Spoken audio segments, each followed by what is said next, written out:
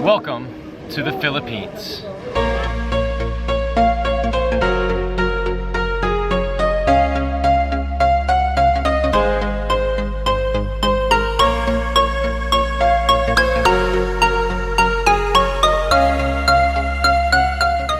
The Philippines, famous for their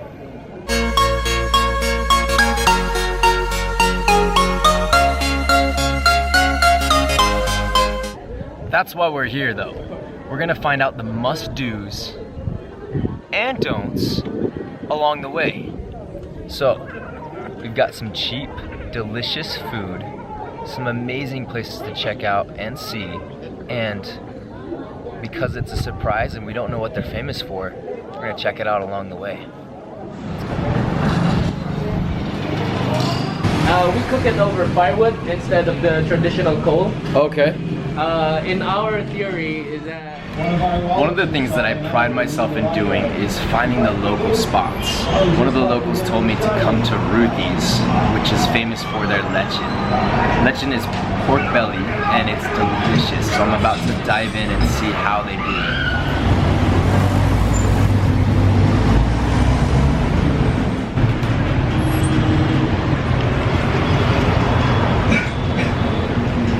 I guess the best part of lechon is the skin. Got lots of flavor, a little salty. Also, one thing that they like to do is put some lechon sauce on it with some vinegar. Definitely recommend trying, guys. It's delicious. And of course, you get some rice with it. What else?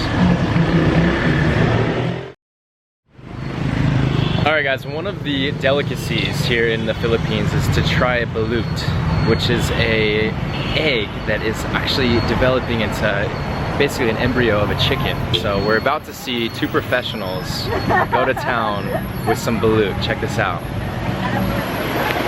Alright, we got Yahoo and Google. Hi, my name is Maria Sonada. I'm a Filipina. So today I'm gonna teach you how a professional like me is gonna eat a full-grown balut. So what we do is that we crack the head, 1, 2, and then you see the smart. You like this, like fingering it, and then you like slowly open the shell. So see, there's actually like soup. It's like natural organic soup. There's no preservatives. Okay, like no GMOs. all cholesterol. Yes. So there. So you're gonna take off the skin, Gotcha. get a little bit of salt, you know, some flavoring, garnishing. Yeah. Salt, alright.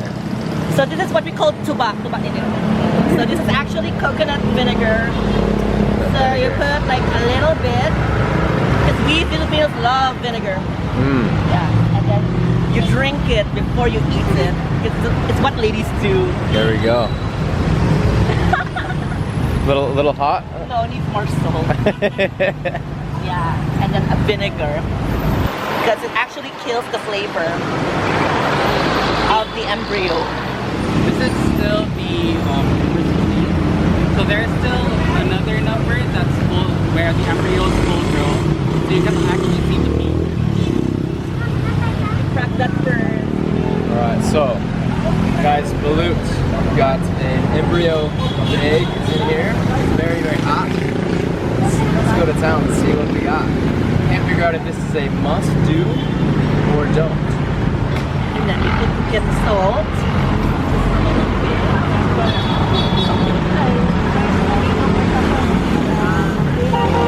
And then you drink. If you want, it's optional. Is it good? Yeah, it's gonna be good for me. It is. It's good. Alright, we're gonna try it, guys. Drinking time.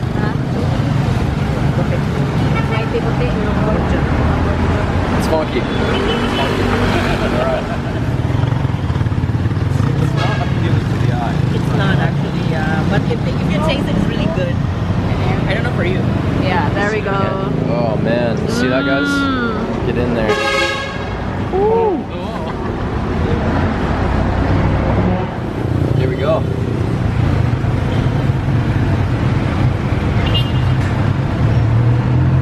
Very eggy, salty. That was a funky bite.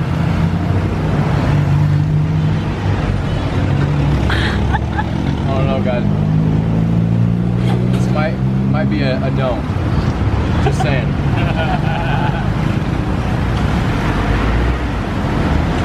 Lots of protein, that's for sure. Yes. Balut. Thank you. I've done a little bit of island hopping and now I find myself in Bohol, which has a few different interesting places, and a must-do is to go and see the tansiers. There's a couple different places to go. There's a sanctuary and a conservation area. And apparently we're at the sanctuary, so let's go see what a tansier is. I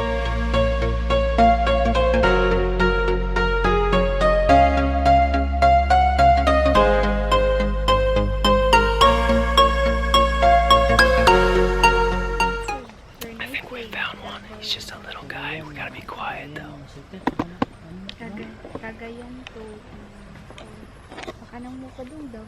Just a little baby.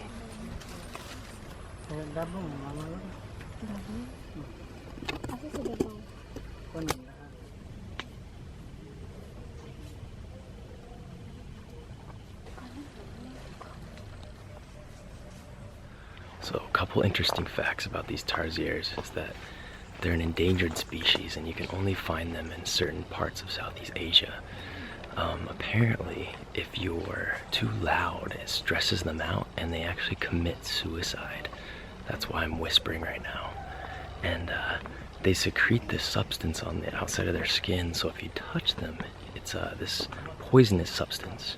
So I'm not gonna be touching them anytime soon. Try to find some. They're so small. I thought they were gonna be bigger.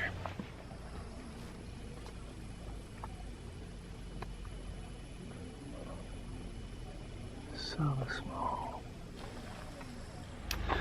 Another must-do you have to accomplish while on your travels here in the Philippines is you have to make friends with an Israeli right here. Got Ori. Two reasons. One, he's amazing at bartering because we were able to get an awesome cheap deal on getting back to our hotel or our hostel. And two, he's just this awesome. He doesn't know English.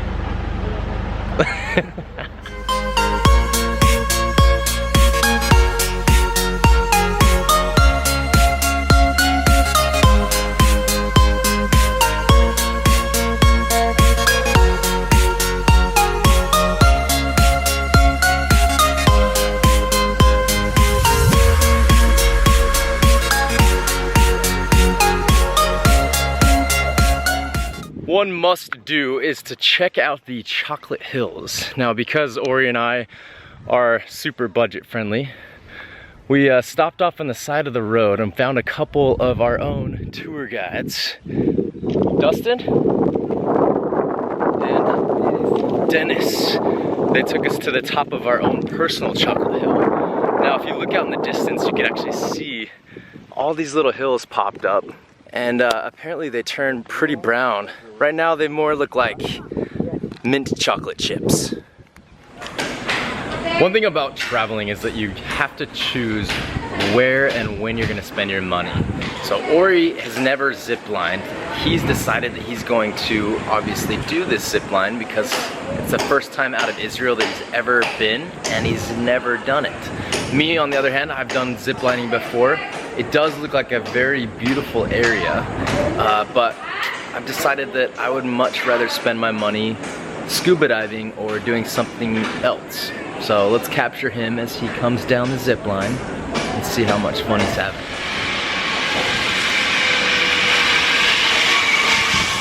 How was it, big guy? Do you feel like a whole new person? I wish I could stay in the middle and just chill. You have something on your pants. Did you poop yourself?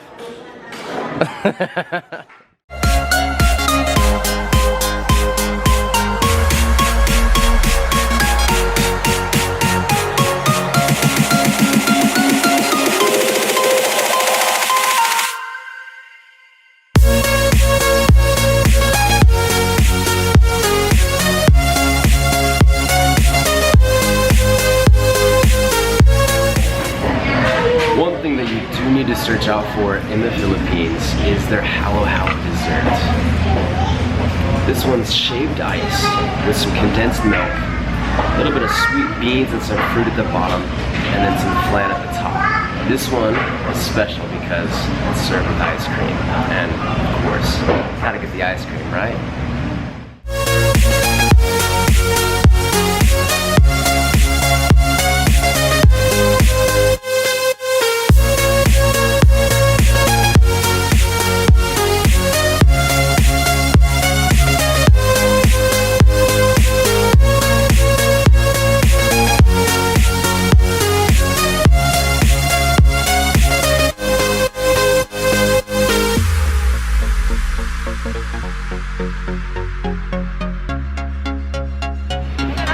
One of the main things to do here in Cebu is the diving. It is pristine. I definitely recommend hitting up the sardine run over here in Mobile, and then also the thresher sharks up in Malapascua. The water's warm. Yes, I have a wetsuit, but it's fantastic. Definitely a must. Is this one gonna win? Henry? Yeah.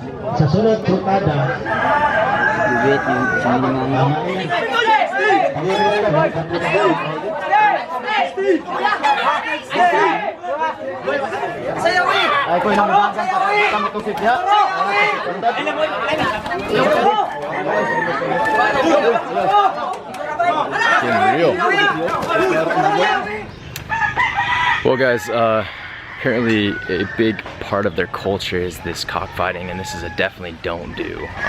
Just went and experienced it, and it's pretty gruesome, not gonna lie. So I'd say don't fall into that pitfall.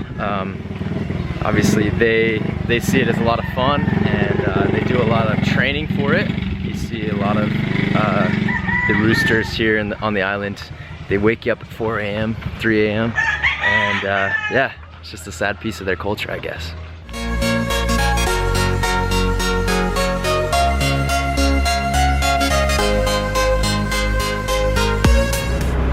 Today we embark on some island hopping. I've chosen to hop on Tour C. We've got the boat crew. Yeah! Check it out. What's up? Yeah. We're going to Secret Beach. No one knows where it's at.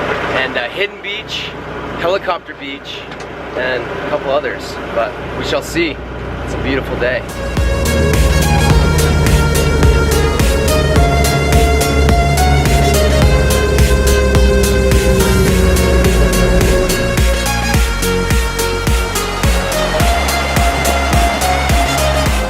One thing to note, guys, is how clear the water is behind me, and then the rock jagged edges, beautiful. I just ran into a couple guys. They're actually the true wedding crashers. We got Peter Pan right there. Peter Pan. And Tinkerbell. Tinkerbell, what's up? Tinkerbell. Hitting on those women.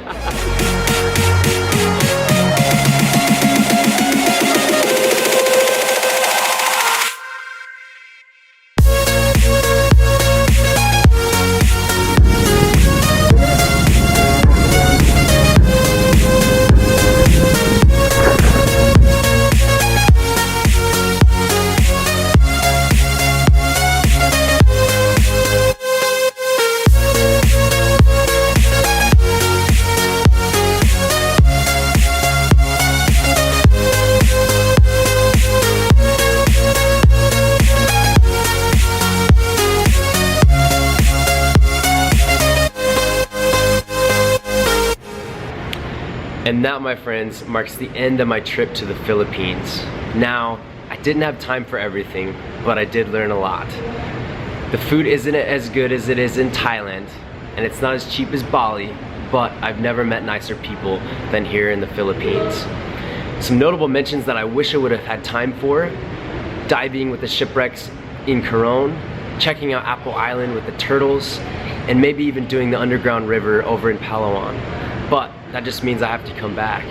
Now, I have to catch a flight. So, until our next journey.